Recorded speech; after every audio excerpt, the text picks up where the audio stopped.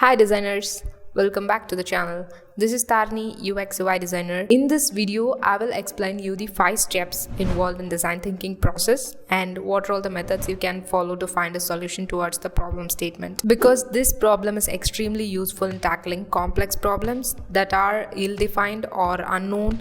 By understanding the human needs involved, by reframing the problem in human-centric ways, by creating many ideas in brainstorming sessions, and by adopting a hands-on approach in prototyping and testing. For example, let's take Swiggy. As a user, we mostly order multiple food from single restaurant at a time. But recently, Swiggy suggests that a single user can order from multiple restaurants in a single Swiggy order. So they explored a new feature which allows multiple people to add food in one single order. So what do you think of this solutioning? This is how design thinking works. These are the 5 stages of design thinking process. The first one is empathize. The first stage of the design thinking process is to gain an empathetic understanding of the problem you're trying to solve. This involves consulting experts to find out more about the area of concern through observing, engaging, and empathizing with people to understand their experiences and motivations. Depending on time constraints, a substantial amount of information is gathered at this stage to use during the next stage and to develop the best possible understanding of the users, their needs, and the problem that underlie the development of the particular product. For example, you'll be focusing on the user groups, finding the user base and segmenting them, having one-on-one interviews and do a survey to find out the major issue, and do a usability audit and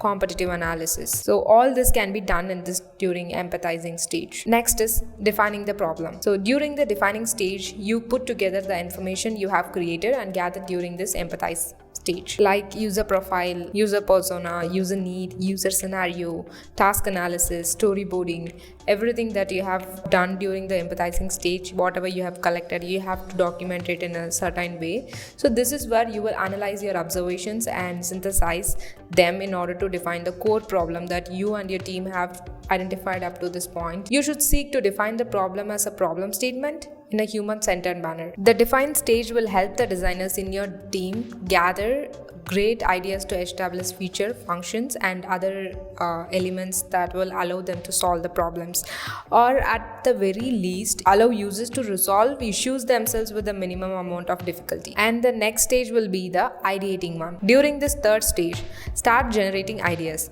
You have grown to understand your users and their needs in the empathizing stage. With this solid background, you can start to think outside of the box to identify new solutions to the problem statement you have created, and you can start look for alternative ways of viewing the problem. There are hundreds of ideation techniques such as brainstorming, brainwriting, sessions for worst possible ideas. Maybe you can conduct these sessions, which are typically used to stimulate free thinking and to expand the problem space. So it is important to get as many ideas or problem solutions as possible at the beginning of this ideation phase itself. Build the information architecture and a task flow at this stage. Then the fourth one will be designing. In this phase, you'll start doing low fidelity wireframes as an output of a mental model of that product or solution. So it can be either done by a pencil sketching or digital tools. It depends on you. So after wireframing, some designers prefer prototyping on this stage itself to find whether the solutioning lets the user achieve their goal or not. So after design, second set prototyping will be done. So this may be shared and tested within the design team itself, or in departments, or on a small group of people outside the design team.